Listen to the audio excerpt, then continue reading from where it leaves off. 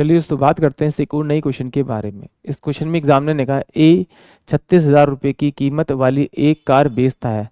वह पहले 20,000 रुपये पर 8% और शेष 16,000 रुपये पर 5% की छूट देता है। बी भी उसी ब्रांड की एक कार 36,000 रुपये में बेचता है। वह कुल कीमतों पर 7% की छूट देता है। ए और बी द्वारा कारों के लिए लिए गए वास्तविक मूल्य की गणना कीजिए। यानी एग्जामिनर क्या कह रहा है, ए और बी के पास में दो कार है, वो दोनों कारों को 36,000 रुपये में बेचते हैं। ठीक है, यदि जो आपका ए जो है पहले 20,000 रुपये लेगा, अगर कोई इसको पहले 20,000 रुपये देता है, उसके बाद पहले इंस्टॉलमेंट 20,000 रुपये देता है, तो वो उसे 8% की छूट देता है। और अगर फिर वो उसे सेकेंड इंस्टॉलमेंट में 16,000 रुपये देता है, यानी 2 किस्तों में देता है, तो वो उस पर 5% की छूट देता है। और बी जो बेचता है 36,000 रुपये में, वो टोटल 36,000 पे 7% की छूट देता है। तो एग्जामिनर पूछ रहा है कि भाई ए ने कितना पेमेंट रिसीव किया टोटल डिस्काउंट के बाद में, और बी ने कितना उस कार के लिए रिसीव किया।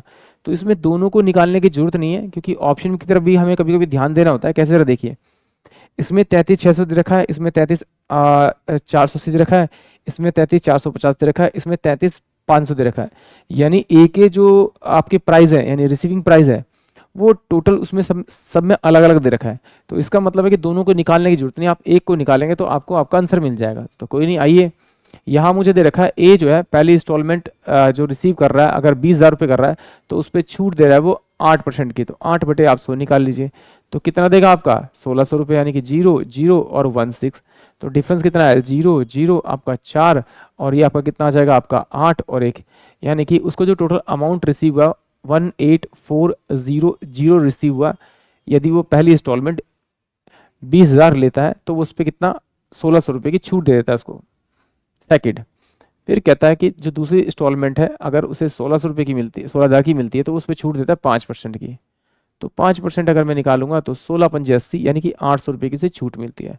तो अगर मैं इसमें से 800 रुपये माइनस करूंगा, तो मेरे पास जो वैल्यू बचेगी वो 0 0 और ये आपका 2, और ये आपका कितना बचेगा आपका 5, और ये 1। इसको जोड़ दीजिए, 0 0 6 8 5 13 और 3, यानी 33,600 रुपये की वो पेमेंट रिसीव करेगा। कौन, ए। देखिए ऑप्शन में जो ए दे रखा है वही इस क्वेश्चन के लिए करेक्ट होगा।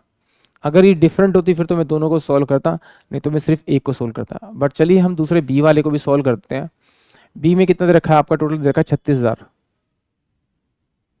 इसका 7% निकाल लीजिए, तो 7 6 42 4, 7 21 25, यानी कि 2,520 रुपये का क्या हुआ से डिस्काउंट मिला। तो इसे 36,000 में से माइनस कर दीजिए, तो ये आएगा आपका 0, ये आएगा आपका 8, ये आएगा आपका 4, और ये आएगा आपका 3, और ये आएगा 3, यानी 33480, 33480, यानी कि ऑप्शन डी। आई होप आप सभी क्वेश्चन समझ में आया होगा।